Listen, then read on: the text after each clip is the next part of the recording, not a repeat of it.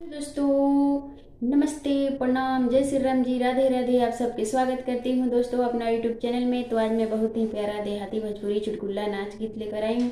आप लोग जरूर सुनिएगा। अच्छा लगेगा तो छोटा सा प्यारा सा कमेंट करिएगा और शुरू से लेकर अंत तक सुनिएगा इस हमारे गीत को। तो चलिए मैं सुनाने जा रही हूँ, आप लोग बने रहिएगा। छोली छोली बेचे तरकारी, हमारी कोई रिनिया बेचारी। छोली छोली बेचे तरकारी, हमारी कोई रिनिया बेचारी।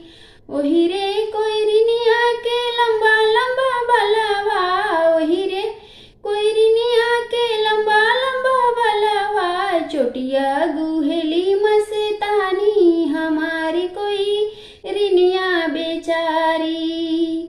चोटिया गुहेली मस्तानी, हमारी कोई रिनिया बेचारी। छोली छोली बेचे तरकारी, हमारी कोई रिनिया बेचारी।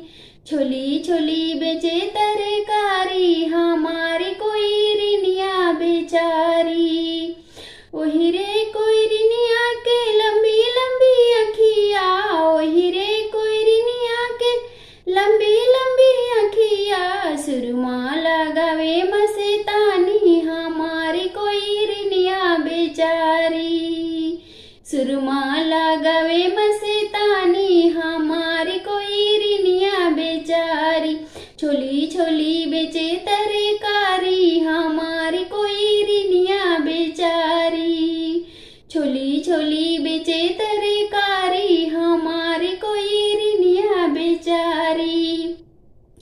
ओही रे कोई रिनिया के पतली कमरिया, ओही रे कोई रिनिया के पतली कमरिया।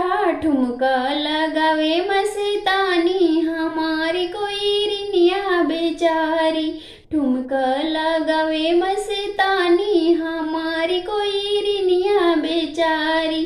छोली छोली बेचे तरकारी, हमारी कोई रिनिया बेचारी। ओही रे कोई रिनिया के पतली कलैया, ओही रे कोई रिनिया के पतली कलैया। पेन्हे कंगनवा मस्तानी,